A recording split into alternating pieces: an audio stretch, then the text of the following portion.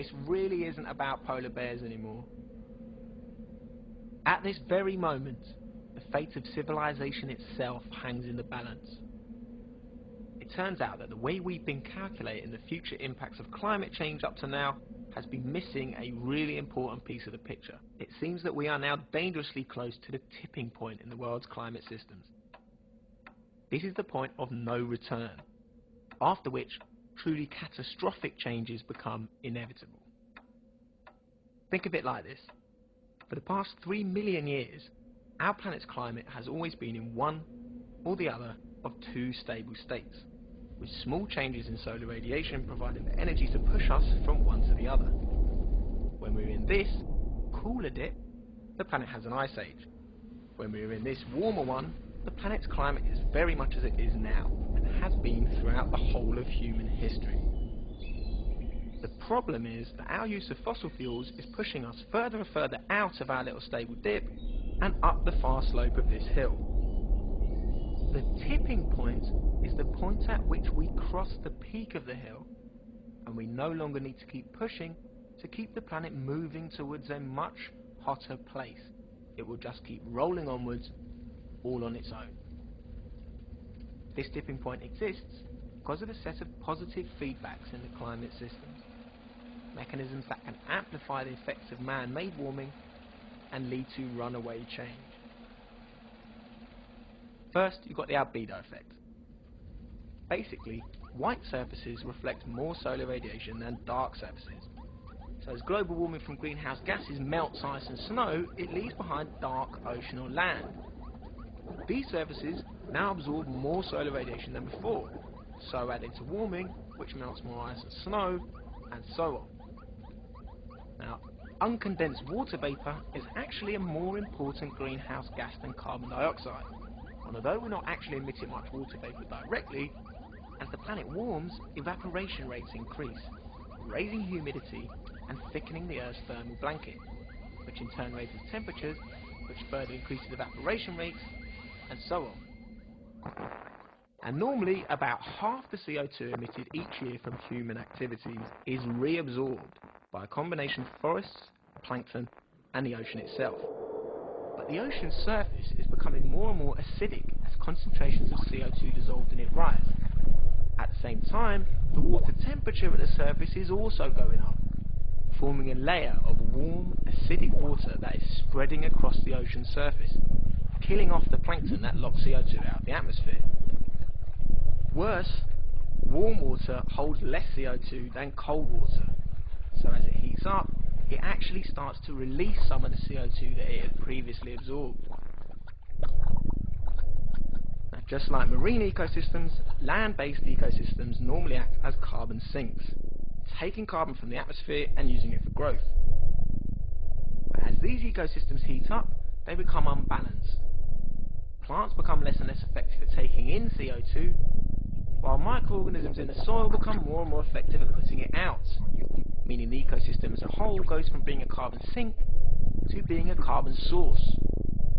Eventually, as temperatures rise and rains fail, forests dry out, so when fires start, they don't get put out. All of the forest stored carbon goes up in smoke, adding to the greenhouse gases in the atmosphere, further increasing warming, which further degrades the carbon sinks. Now, up in Siberia, a vast area of frozen peat bog the size of France and Germany combined that we call the permafrost is melting. And as it melts, it releases huge quantities of methane. Now, methane is a greenhouse gas with a short lifespan in the atmosphere, but while there, it has a warming effect more than 20 times as powerful as carbon dioxide. So the more methane is released, the more it adds to warming, so the more the permafrost melts, and the more methane is released.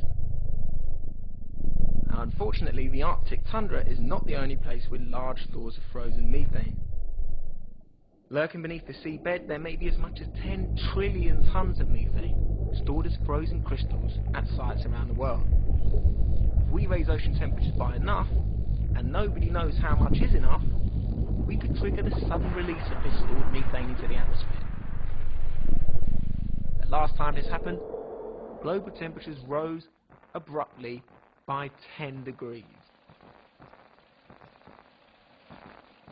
So, these are some of the feedback mechanisms that explain why our climate system has a tipping point. Each feedback in the system has its own internal tipping point, and it is the relationships within this complex, mutually reinforcing system that have been missing from our climate prediction models. So far, we've only pushed up global temperatures by around 0.8 degrees centigrade. But because of the 40 or 50-year time lag between emissions and temperature rise, the emissions already in the atmosphere commit us to raising temperatures by around another 0.6 degrees over the coming decades, which could easily be enough to place us right at the peak of the hill, or even over it. If we do pass this critical threshold, global temperatures could soar by as much as 6 degrees. If this happens, the natural world will suffer a mass extinction event which will wipe out the majority of the plants and animals with which we currently share the planet, although there will be a lot more rats, flies, cockroaches and mosquitoes as the world's ecosystems go into meltdown. First human impacts will come in the form of steeply declining access to fresh water. As rainfall patterns change, glacier-fed rivers dry up, and rising sea levels contaminate reservoirs.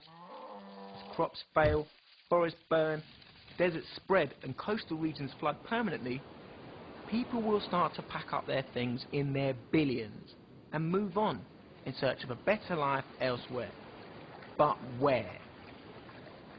Humanity may survive this, but what will humanity mean in a world where countries which remain habitable, like Britain, spend most of our remaining resources fighting to keep out the starving millions who can no longer live in their own countries because of what we have done?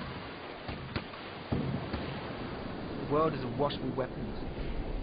Enough firearms to arm 1 in every 7 human beings on the planet. As the world's ability to support the huge numbers of people alive today dwindles, we will not die peacefully in our sleep. Okay, here's the good news. None of this is inevitable, yet. This is not the time to panic or to despair. This is the time to act while we still can. We need to recognize that there is a huge question mark over whether governments and corporations are capable of responding to this threat in the time we have left. They've had 20 years already and still have less than nothing to show for it. This is because they remain committed to a doctrine that prioritizes endless short-term economic growth over the survival of human life on Earth. There's no great mystery about what we need to do to reduce emissions in line with the science. We simply need to consume less. But that is out of the question in a society which is founded on the ever-increasing consumption of material resources and energy. Nobody has all of the answers, but we do know that this is not the only way to live. And given that it's almost certainly going to kill us all, we'd better start looking urgently at some of the alternatives. It's now very clear that in order to actually win the fight against climate change, making big changes to the way we each live our own lives is not going to be enough. We're also going to have to actively confront powerful vested interests who will stop at nothing to prevent the changes we need from taking place. We have to be more than just consumers. These are extraordinary times. Preventing runaway global warming is the single most important task in all of human history, and it's fallen to us to do it. If we don't, then everything else we work to achieve in our lives will be destroyed or become meaningless.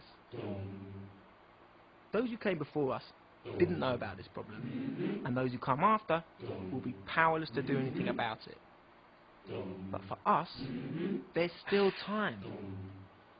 We better get a move on though.